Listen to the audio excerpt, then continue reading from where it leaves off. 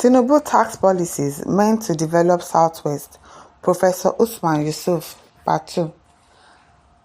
What do you think will be the perception of the international community of Nigeria over the trial of those minors? He said, "The world is watching as evidenced by how foreign journalists from the United States of America and Australia reached out to me even before I saw the clips. Nigeria is a signatory to many international treaties that protect the rights of children, and President Tinubu, in addition to being our president, is also the current chairman of the Economic Community of West African States, ECOWAS. Nelson Mandela once said, there can be no keener revelation of a society's soul than the way in which it treats its children. This shameful treatment of this minor has no doubt inflicted a huge dent on Nigeria's international standing." A question again. 18 months after his inauguration, how can you rate the government of President Bola Tinubu? He said, "No, Nigerians need to be reminded that President Tinubu's government has inflicted unbearable hardship on all citizens, particularly the most vulnerable amongst us." The government says that its economic reforms have started yielding fruit. What is your take on this? He says, "I don't know which planet members of this government are living in to think that anything is yielding fruit. Those of us that live in Nigeria on this planet Earth knows differently. I have raised my voice again and again to warn the government that there is hunger and anger all across the land, and that the fear of impending anarchy is real if urgent steps are not taken by the government to ameliorate the suffering of citizens." President Tinubu's blind acceptance of the World Bank's economic prescription or removal of fuel subsidy and flotation of the naira in an import-dependent country like Nigeria was misguided. To make matters worse, and in his eagerness to please the Western world, he had no plans to mitigate the predictable consequences of these reckless policies. These misguided economic policies have caused runaway inflation never seen in 28 years, food inflation of over 40%, skyrocketing the cost of everything, particularly energy and medications. Citizens have stopped taking their life-saving medications, resulting in increasing mortality from treatable diseases like hypertension and diabetes. Hospitals are now mere consulting clinics, resulting in mass exodus of healthcare workers to the UK, Canada, and the United States. The presenter asks again, "The president is calling on Nigerians to be patient and make sacrifices, but Nigerians are worried about the extravagant lifestyle of their leaders: new presidential jets, presidential convoys of luxury cars, NAS members living in opulence, etc. Are the leaders showing good example?" He said, "It is a case of do as I say and not as I do. Good and patriotic leaders always lead by example, especially when their country is going through challenges like ours.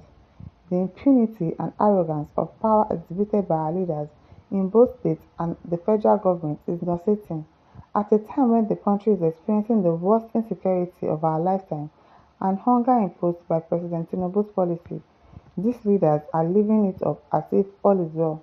They clearly are totally disconnected from the daily sufferings that people all across the country are going through. That is just it. They don't know, they don't see you, they don't care if you are hungry or if you are dying or if you are this or that. They do not care. They don't." The North rejected the tax reform bills that Tinubu sent to the NAS. What does the region disagree with in the bill, and how will it affect the region? He said, "Northern governors and some prominent traditional rulers recently met in Kaduna, the old capital of the region, to discuss many issues. What made the headlines was their rejection of the tax bill President Tinubu sent to the House of Representatives. The bill proposes to change the sharing formula of the value-added tax VAT collected. It proposes to give more to states where the VAT is collected. What this means is that northern states will be shortchanged because all these major companies will pay their VAT to Lagos State, where their headquarters are, instead of the states where they have their operations. I agree completely with the position of the northern governors. Those that know have explained that VAT is a consumption tax which should be paid at the point of consumption, not to the state where the company is headquarters. An example is Dangote Cement, which is produced in Kogi State but pays VAT in its headquarters in Lagos. All oil companies operate in the Niger Delta region, but they pay their VAT in Lagos, not the states they operate. Another example is all national banks and make their profits from all 36 states and the FCT, where they operate, but do not pay VAT to these states but Lagos.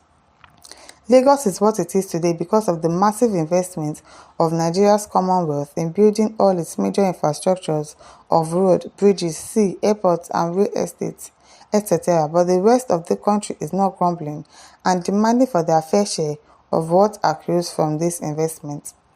President Tinubu's economic and tax policies and his unapologetically lopsided appointment of his tribesmen to head all ministries, departments and agencies (MDAs) where money is collected for or spent is viewed in the North as a calculated, premeditated attempt to corral federal resources to the southwest region, particularly his home state of Lagos.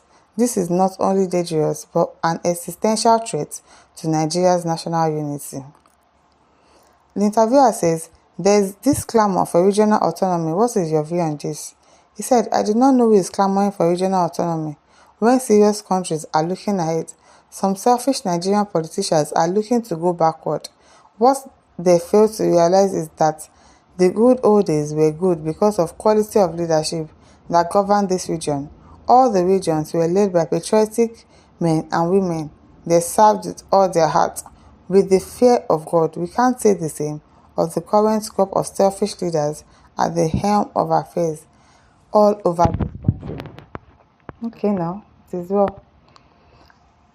Adekunle Oluwole says, "The same way Buhari nepotism borrowed from China World Bank to build North and Niger." Very correct though.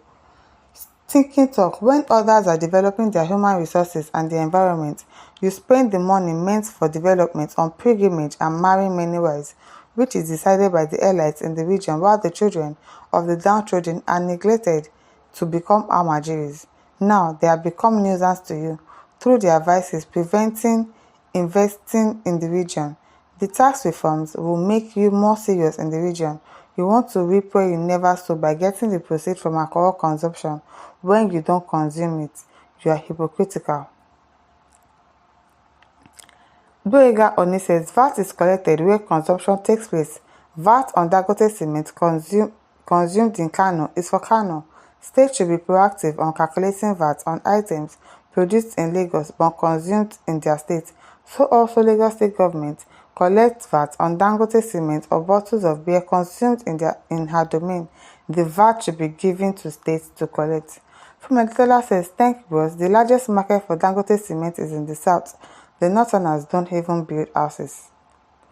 Usman Negedu says, "Absolutely, this is another opportunity for double taxation. The states in the north and south should charge any company within, whether head office or branch office. From this action, they will be called to order." Okay.